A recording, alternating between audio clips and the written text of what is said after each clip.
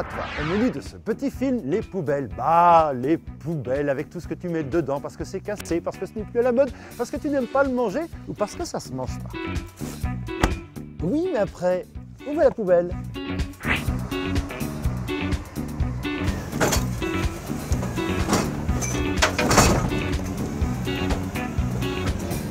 Bonne journée! Ma poubelle est dans le camion. Oui, Stan. Mais où va le camion?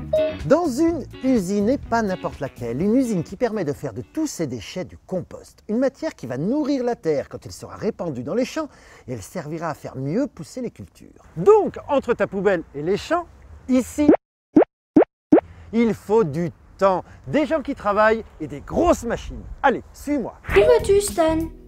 Où es-tu? Nous arrivons à l'usine. Oui, je suis là, dans le camion. Avant de décharger, quelques contrôles s'imposent.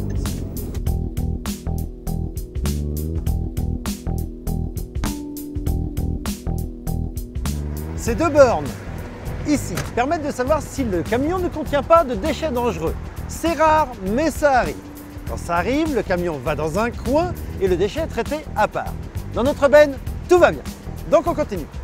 On se pèse et direction la pause de réception. Après s'être équipé, c'est une question de sécurité.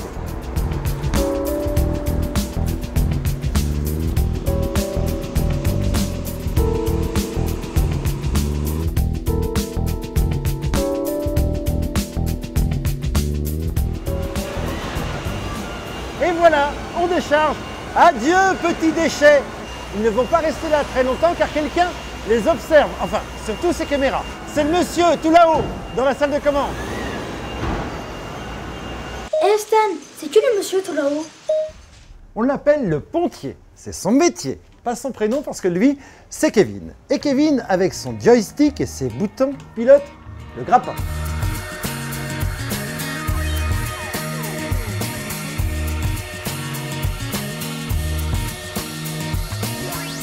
Après la grande fosse et avant d'arriver dans les tubes, les déchets passent par ici, cette grande colonne bleue, avant de gagner les tubes qui sont grands comme la moitié d'un terrain de football. Et comme tu le remarques, ils tournent lentement, lentement, lentement. Alors Stan, là tu oublies quelque chose d'important.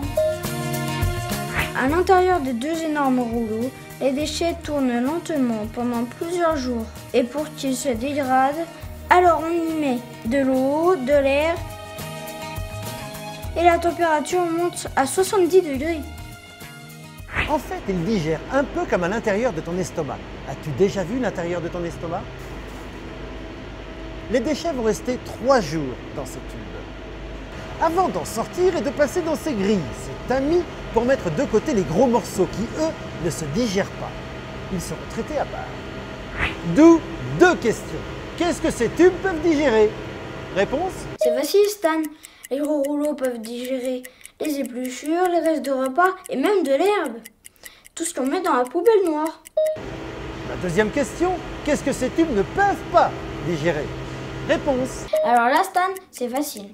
Ils ne digèrent pas les bouteilles en verre, les emballages recyclables qu'on doit mettre dans la poubelle de tri.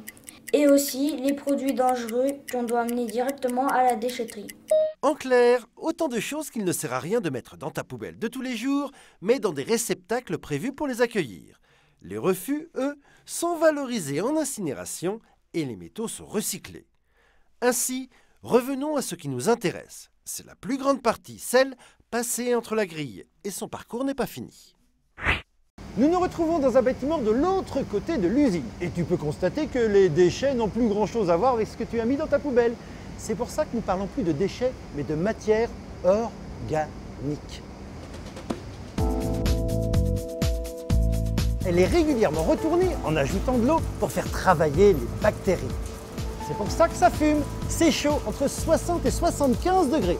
C'est très bon signe pour le futur compost. Mais Stan, n'oublie pas que cette matière organique va rester ici plusieurs mois. Et ensuite, elle sera encore triée avec cette machine qui vibre, afin de ne garder que la matière la plus petite. Et à ce stade, après un nouveau voyage dans l'usine, la matière organique devient du compost. Et que fait le compost jeune? Il doit se reposer pour baisser en température. Et pourquoi garde-t-on le compost jaune ici? Les petites bactéries vont mourir, remplacées par de plus grosses bactéries et des champignons. Ce compost a encore quelques semaines à passer ici avant de connaître les champs.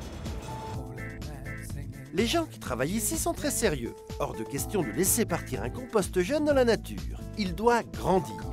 Ainsi, le compost jeune restera ici pendant 1 mois. Ils appellent ça la phase de maturation. Comment va-t-il faire pour grandir? Son programme pour grandir, de l'air, de l'eau et quelques retournements. Et ça, c'est le plus drôle, ça se fait à bord d'un énorme engin.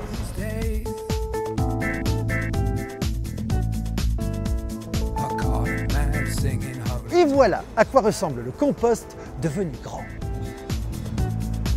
Évidemment, avant de quitter l'usine, le compost aura grandi pendant 2 mois et va être analysé par d'autres personnes pour voir s'il est en bonne santé. Et s'il est en bonne santé, quand il sera répandu dans les champs, il fera pousser les céréales que tu mangeras. Et comme tout va bien, il peut maintenant être confié aux agriculteurs et vivre sa vie de compost à travers champs. Tu vois, entre ta poubelle et le champ, il s'est passé beaucoup de temps. Ici, dans cette usine qui ressemble à toutes les usines, impossible d'imaginer, quand on passe pas trop loin, que cette usine traite des déchets. La preuve, aucune odeur moyen ne s'y échappe. Mais c'est vrai, tu es derrière ton écran. Oh oui Stan, pas de mauvaises odeurs grâce à ce biofiltre qui capte les odeurs. Et les eaux pluviales sont même récupérées. Tu pourras le constater quand tu passeras à proximité. Tu savais, toi, qu'il fallait une usine super moderne pour traiter ta poubelle? Ça fait partie des choses dont tu as certainement déjà entendu parler. Le respect de l'environnement. Le respect de l'environnement. Au revoir Stan, à bientôt.